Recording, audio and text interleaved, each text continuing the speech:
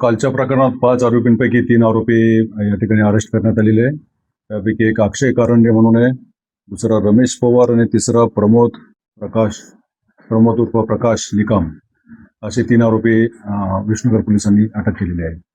तर एकूण किती आरोपी आहेत यामध्ये, काय नाव आहे ते? एकूण 5 आरोपी आहेत जे फुटेजमध्ये दिसतात. ते 5 आरोपी आहेत, त्यापैकी 3 आरोपी आम्ही अरेस्ट केलेले आहेत. तर नगरसेवक रमेश म्हात्रे देखील यामध्ये आहेत, त्यांच्यावर देखील गुन्हा दाखल केला. ते काय आता अटक होणार आहे त्यावर? त्यांचा आम्ही अटकेचे प्रयत्न करत आहोत.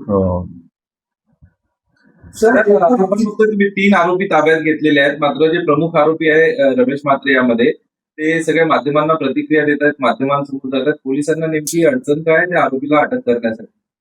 अडचण काही नाही, आम्ही योग्य त्या प्रोसिजर प्रमाणे कारवाई करू. 5 आरोपीची नावं सांगा. याच्यामध्ये एक महिला आरोपी आहे, दुसरे स्थानिक नगरसेवक रमेश म्हात्रे आहेत, अक्षय कारंडे जो आता अटक केलेला आहे, रमेश पवार आणि प्रमोद निकम हे दोघं म्हणजे 3 आरोपी आम्ही अटक केलेले आहे. 3 आरोपीला अटक केलेल्या, अजून 2 आरोपीला आपण का अटक करत नाही?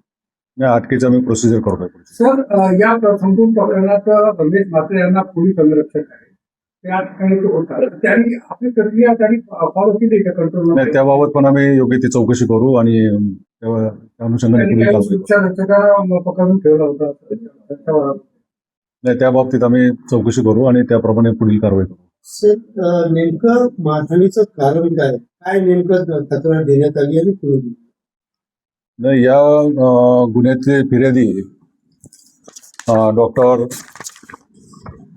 वैभव साळुंके हे आणि एक महिला डॉक्टर त्या ठिकाणी ऑन ड्युटी होत्या आणि त्या तिथे पेशंटचे नातेवाईकांबरोबर हे आरोपी पण आले आणि आरोपींनी डॉक्टरांशी हुज्जत वगैरे घालून त्यांचे फोनवर काय बोलत नाही, त्यांना काय रिप्लाय देत नाही असं म्हणून त्यांना अशी शिवीगाळ केली आणि दमदाटी केली. अशा प्रकारची जी तक्रार आहे त्याबाबत विष्णुनगर पोलीस स्टेशनला कालच गुन्हा नोंद करण्यात आलेला आहे. सर, याची प्रक्रिया आपण म्हणतात रमेश म्हात्रेंच्या, नेमकी काय प्रक्रिया आहे त्यांच्या अटक व्हायची आणि का आपल्याला विलंब होते, कधीपर्यंत ही प्रक्रिया पूर्ण होईल असं सांगा?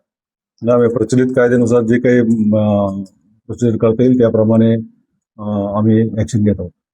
सर, त्यांना गुन्हा दाखल होताना आधी 12 तास उलटून गेले, त्यानंतर ती तक्रार दाखल केलेली आहे. आता FIR झाल्यानंतर देखील ते पत्रकार परिषद घेतात, ते बाजूला थांबले.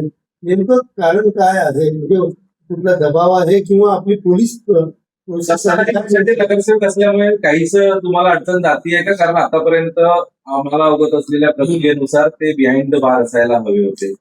नाही, याच्यावर कोणाचं प्रेशर नाही आहे आणि फिर्यादी यांना आरोपींनी धमकी दिली होती आणि त्यांची मानसिक स्थिती जरा बिघडली होती. त्यानंतर त्यांनी हा गुन्हा काल नोंद केलेला आहे आणि जे काही नियमानुसार होईल त्याप्रमाणे आम्ही तपास करत आहोत.